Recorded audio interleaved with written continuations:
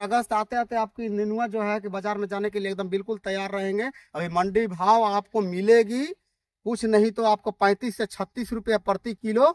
और यदि बरसात बेसी हो गए तो आपको 100 रुपया का दाग नहीं लगने वाला दोस्तों। मैं दावे के साथ कह सकता हूँ गिलकी की खेती यानी नेनुआ की खेती करेंगे तो आपको बेनिफिट तो एकदम 100%। आप यदि 2 बीघा में लगाते हैं दोस्तों 2.5 से 3 लाख रुपए आपको कहीं नहीं जाएंगे।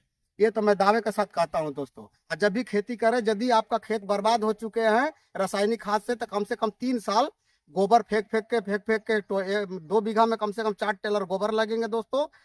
जब पौधा लगा देंगे तो उसमें वर्मी कंपोस्ट एकदम देना अनिवार्य है। ऐसे आपको 3 साल खेती करने के बाद आपका मट्टी जो बिल्कुल बन जाएंगी दोस्तों। तो दोस्तों आज मैं आपको नेनुआ यानी गिलकी की खेती के बारे में बताने वाला हूँ दोस्तों। वीडियो के साथ जुड़े रहेंगे, वीडियो को स्किप नहीं करेंगे। मैं हर एक चीज़ स्टेप बाय स्टेप बताने वाला हूँ। सबसे पहले मैं ये बता दूँ कि खेत को कैसे तैयार किया जाए अच्छी मिट्टी बनाने के लिए और उसके पीएच मान कितनी होनी चाहिए, सारा चीज़ इस वीडियो में मैं बताने वाला हूँ। खेतों में सबसे पहली और ज़रूरी चीज़ है कि खेत को सही तैयार और मिट्टी का संतुलन कैसे बने। खेत को सबसे पहले गहरी जुताई 6 से 8 इंच हल या ट्रैक्टर से कर सकते हैं दोस्तों। और इसका फ़ायदा यह होगा कि ज़मीन की कठोर परत टूट जाएगी और खरपतवार घास फूस नष्ट हो जाएंगे दोस्तों। दूसरी व तीसरी जुताई, गहरी जुताई के बाद खेत को सूखने दो, फिर 2-3 बार क्रॉस जुताई आड़ा तिरछा करके मिट्टी को भुरभुरी बना ले दोस्तों। इसके बाद आप पट्टा पट्टा देकर और खेत को लेवल समतलीकरण कर लें ताकि आपकी जो सिंचाई करेंगे दोस्तों, ड्रेन वगैरह बनाएंगे दोस्तों, तो सही ढंग से आपको सिंचाई हो और बारिश का भी पानी आए तो कहीं लगाव ना हो, जल लगाव ना हो दोस्तों। सीधी मात्रा में आपका हर जगह फैली हुई नज़र आनी चाहिए और आप निकासी करना चाहें तो निकास हो सकता है। नंबर तीसरा, खरपतवार की सफाई। जुताई समय ही खरपतवार को सहित निकाल दें, जड़ सहित। अगर खेत में पुराने फसल का अवशेष है तो उसे छाँट कर बाहर निकाल के फेंक दें या तो सड़ने के लिए छोड़ दें दोस्तों। तो दोस्तों चौथा स्टेप मैं आपको बताने वाला हूँ कि मिट्टी को हेल्दी कैसे बनाएं दोस्तों, यानी मिट्टी को तैयार करने की सारी विधि मैं बताने वाला हूँ दोस्तों। तो दोस्तों गोबर की मात्रा आपको देनी होगी, वो भी सड़ी हुई। वर्मी कंपोस्ट ज़रूर डालें खेतों में, इससे मिट्टी की नमी और उपजाऊ शक्ति बढ़ती है दोस्तों। पाँचवा स्टेप, हरी खाद। हरी खाद के बारे में शायद आप लोग दोस्तों बहुत कम ही जानते होंगे, तो मैं बताना चाहूँगा। हरी खाद यानी हरी घास से ही हमारा खाद भी हरी होती है दोस्तों। जैसे कि ढैंचा, सनई, मूंग या बरसीम जैसी फसल बोकर 40 या 45 दिन में मट्टी के साथ ही जुताई कर दे। इससे आपको मैं दावे के साथ बोलता हूँ दोस्तों कि आपको इसमें आयरन की कमी नहीं होगी, कार्बनिक पदार्थ इसमें बेहतरीन मिलेंगे दोस्तों।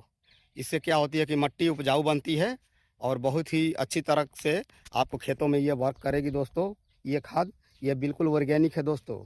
मैं जो भी चीज़ बताता हूँ ऑर्गेनिक के ऊपर में ही बताता हूँ। हरी खाद के बारे में तो बहुत कुछ जानते होंगे, कुछ नहीं भी जानते होंगे दोस्तों। हरी खाद मतलब ये हरी खाद भी जैविक में ही आते हैं दोस्तों। और मैं आपको ये बताना चाहूँगा कि हरी खाद में ढैंचा, सनई और मूंग या बरसीम जैसी फसल बोकर 40 से 45 दिन के बाद मिट्टी में मिलाकर जोते बढ़िया से, ताकि उसमें जो है मिट्टी में नाइट्रोजन और कार्बनिक पदार्थ बनता है। ये इससे क्या होगा आपको कि यूरिया का और डीएपी का आपको देना भूल जाएंगे दोस्तों। और ये जब मिट्टी में मिलती है तो पूरी तरह से नाइट्रोजन और कार्बनिक पदार्थ को उत्पन्न करती है। इससे आपकी खेत बिल्कुल ही हेल्दी रहेंगे और फसल भी बहुत अच्छा ढंग से वर्क करेगी। चलिए मैं आपको बताने वाला हूँ कि फसल चक्र होती क्या है दोस्तों। तो फसल चक्र एक ऐसी जानकारी है दोस्तों कि बड़े किसान आपसे छुपाते हैं। ये फसल चक्र एक ही खेत में बार बार एक ही फसल लगाने से पता चलता है कि आपका पौधा मर रहा, यानी तो फिर पौधा ग्रोथ नहीं कर रहा, मैंने नाना रकम की आपको परेशानियां झेलनी पड़ती है। कभी भी एक खेत में एक फसल ना लगाएं, उल्टा पलटी करते रहे, हर एक साल अलग अलग फसल को रोपाई करें। जैसे अनाज, दाल, तिलहन, सब्जी आदि का अदला बदली खेत में करें। चलिए मिट्टी की जांच के बारे में बताते हैं आपको। मिट्टी की जांच हर 2-3 साल के बाद ज़रूर मिट्टी की जांच करवाएं दोस्तों, जिससे पता चलेगा कि कौन सा खाद या सूक्ष्म पोषण तत्व जैसे जिंक, बोरन, आयरन कम है, इससे पता चलती है। मिट्टी जांच से हमेशा एक चीज़ आपको मैं बता दूं, और अगले वीडियो में भी मैंने बताया है कि मिट्टी का जांच करवाएं। मिट्टी का जांच करवाने से ये सारी जानकारी आपको प्राप्त होती है कि मेरे खेत में क्या है, क्या नहीं है दोस्तों। इसीलिए हर 2-3 साल के बाद आप अपना मिट्टी का जांच करवाएं। चलिए फिलहाल बातें करते हैं अपनी खेतों के पीएच मान के बारे में दोस्तों। अगर आप मिट्टी की जांच करवाते हैं तो साथ ही साथ आपको पीएच मान की जानकारियाँ प्राप्त होगी कि हमारे मिट्टी में कितनी पीएच मान कितनी है। तो मोटा मोटी आपको मैं बता दूं कि खेत में 6.5 से 7.5 पीएच मान सबसे उत्तम मानी जाती है दोस्तों। और सब्जियों के लिए पीएच मान 7 रहेंगे तो भी अच्छा रहेगा। और गेहूं और मैं मान लीजिए इत्यादि, मान लीजिए कि गेहूं और धान, जैसे अनाज के बारे में, तो अनाज के लिए पीएच मान 6.5 से कम है तो मिट्टी खट्टी मानी जाएगी। तो इसके लिए आपको पीएच मान बढ़ाने के लिए चूने का प्रयोग करेंगे तो आपका पीएच मान लेवल में आ जाएगा दोस्तों। अगर पीएच मान 7.5 से ऊपर है तो खारी मिट्टी में, इसकी जानकारी खारी मिट्टी में आती है, तो जिप्सम डालना चाहिए दोस्तों। ज़रूरी टिप्स, खेत की मिट्टी हमेशा भुरभुरी और नम रखो।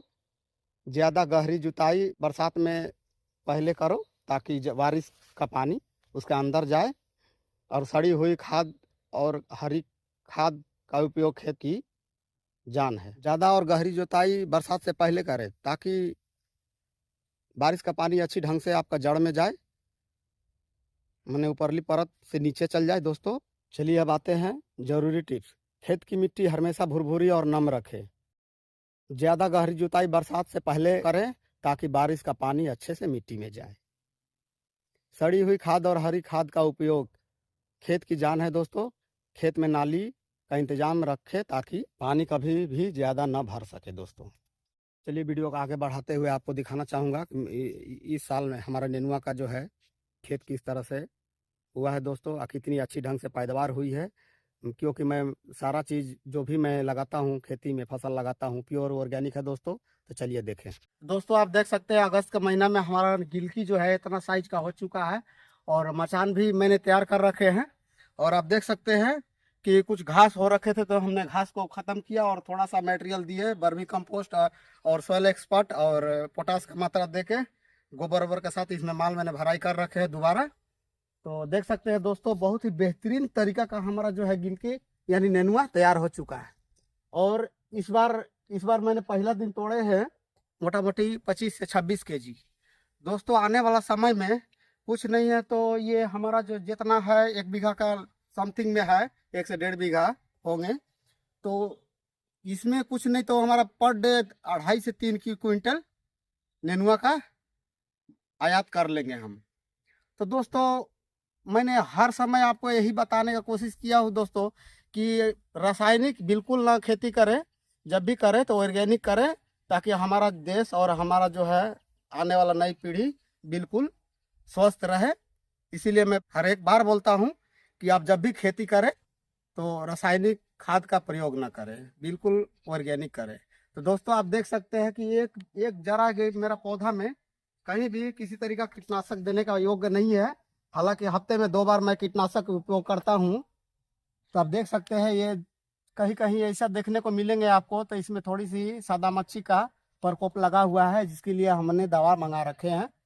और बहुत ही लंबी जगह में मैंने गिलकी का खेती कर रखे हैं नेनुआ का।